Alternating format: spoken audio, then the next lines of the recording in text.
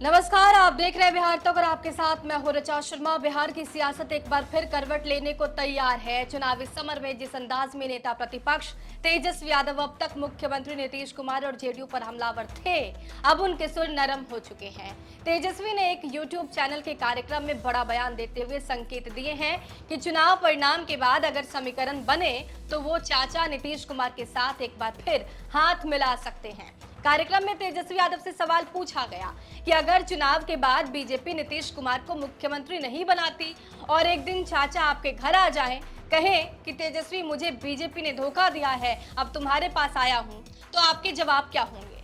ऐसे में तेजस्वी यादव ने जवाब में कहा कि चाचा 20 साल से मुख्यमंत्री रहे, अब 5 साल भतीजे को दीजिए।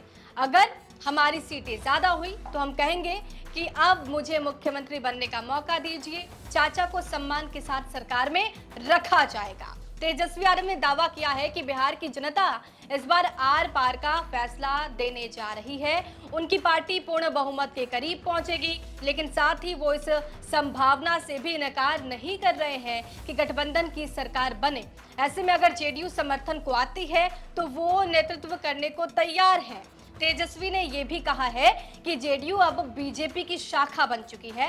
उन्होंने कहा कि जेडीयू में अब आरएसएस और बीजेपी का कोटा चल रहा है। दामाद जी लोग अमित शाह के कोटे से राष्ट्रीय उपाध्यक्ष बन जाते हैं। संजय झा जैसे लोग पूरी पार्टी को बीजेपी में विलीन कराने की तैयारी में हैं। उन्होंने आगे कहा कि नीतीश कुमार अब ना शारीरिक रूप से फिट है और ना ही मानसिक रूप से। पार्टी के नेता और मंत्री भी समझ चुके हैं कि उनका राजनीतिक अध्याय समाप्ति की ओर है। तेजस्वी यादव ने बीजेपी पर भी जोरदार हमला बोला। उन्होंने कहा कि चुनाव के बाद बीजेपी ऑपरेशन लोटस के तहत जेडीयू को तोड़ने की पूरी रणनीति बना चुकी है। बीजेपी जानती है कि जेडीयू की स्थिति कमजोर है, इसलिए चुनाव बाद उसे पूरी तरह से निगलने की तैयारी में है।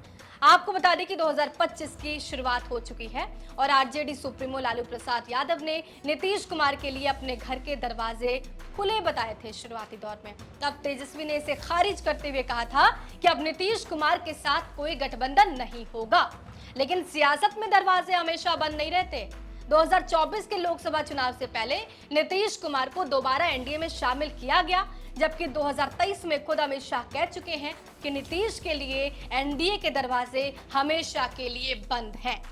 बिहार विधानसभा चुनाव 2025 अब जैसे जैसे नजदीक आ रहा है, राजनीतिक बयानबाजियां नए मोड़ ले रही है। तेजस्वी यादव का ये बदला हुआ रुख न केवल महागठबंधन की रणनीति को दर्शाता है, बल्कि ये भी बताता है कि चुनाव बाद बिहार में एक बार फिर से जोड़ तोड़ की राजनीति परवान पर चढ़ सकती है और एक बड़ा बदलाव देखने को मिल सकता है। बहरहाल आपको क्या लगता है? कमेंट बॉक्स में जरूर लिखिए। बने रहिए हमारे साथ और देखते रहिए बिहार तक।